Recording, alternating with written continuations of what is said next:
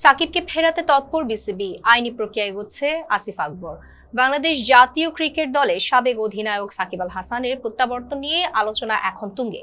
গত মাস থেকে শুরু হওয়া জল্পনা কল্পনার মধ্যে বিষয়টি নতুন গতি পেয়েছে রাজনৈতিক ও বোর্ড পর্যায়ের ইতিবাচক বার্তায়।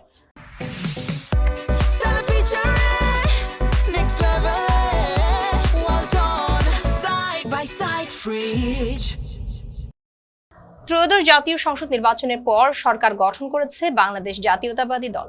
দলটির মহাসচিব মির্জা ফখরুল ইসলাম আলমগীর সাকিবকে নিয়ে ইতিবাচক মনোভাব প্রকাশ করায় তার ফেরার সম্ভাবনা আরও জোরালো হয়েছে। একই সময় বাংলাদেশ ক্রিকেট বোর্ড বা বিসিবিও তাকে দলে ফেরাতে সক্রিয় ভূমিকা নিচ্ছে। বিসিবি পরিচালক আসিফ আকবর এক টক শোতে জানিয়েছেন, সাকিবের সঙ্গে তার নিয়মিত যোগাযোগ রয়েছে। তিনি বলেন, সাকিব খেলতে আগ্রহী এবং বোর্ড পরিচালকদের সম্মতিক্রমে তাকে জাতীয় দলে চাওয়া হয়েছে।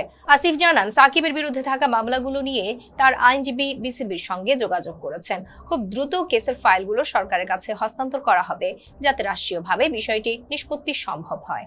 এদিকে বিসিবির সহ সভাপতি ফারুক আহমেদ বলেন, সাকিবের ক্রিকেটীয় সামর্থ্য নিয়ে নতুন করে বলার কিছু নেই। ফ্র্যাঞ্চাইজি ক্রিকেটে তার পারফরম্যান্স এখনো নজর কাড়া। ফিটনেস ঠিক থাকলে তিনি বাংলাদেশের জন্য বড় সম্পদ, এমন মন্তব্য করেন তিনি। অন্যদিকে যুব ও ক্রীড়া প্রতিমন্ত্রী আমিনুল হক বলেছেন, সাকিব ও মাশরাফির বিষয়টি রাষ্ট্রীয়ভাবে দেখা হবে এবং মামলাগুলোর দ্রুত সমাধানের মাধ্যমে তাদের ফেরানোর চেষ্টা থাকবে। সামাজিক যোগাযোগ মাধ্যমে গুঞ্জন ছিল 28 ফেব্রুয়ারি দেশে ফিরতে পারেন সাকিব, তবে চলতি মাসে তার ফেরা হচ্ছে না বলে জানা গেছে। মার্চের দ্বিতীয় সপ্তাহে পাকিস্তানের বিপক্ষে ওয়ানডে সিরিজে রয়েছে। সেই সিরিজে সাকিবকে দেখা যাবে কিনা তা এখন নির্ভর করছে আইনি প্রক্রিয়া ও চূড়ান্ত সিদ্ধান্তের উপর। সব মিলিয়ে সাকিবের জাতীয় দলে ফেরা এখন শুধু ক্রিকেট নয়, বোর্ড ও রাষ্ট্রীয় পর্যায়ের সমন্বয়ের বিষয়। ক্রিকেট প্রেমীরা অপেক্ষায় কবে আবার লাল সবুজ জার্সিতে দেখা যাবে বিশ্বসেরা এই অলরাউন্ডারকে।